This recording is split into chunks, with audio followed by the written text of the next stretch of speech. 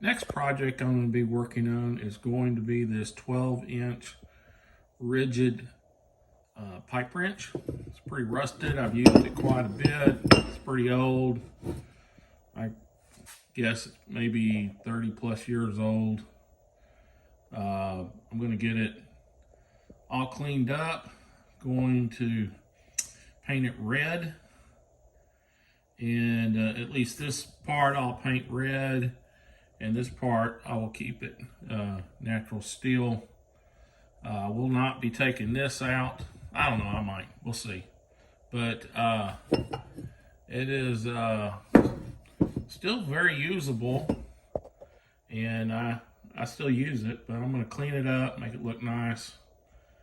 And I will get back with you on once I get it apart and get it at least wired wheeled before I get it painted.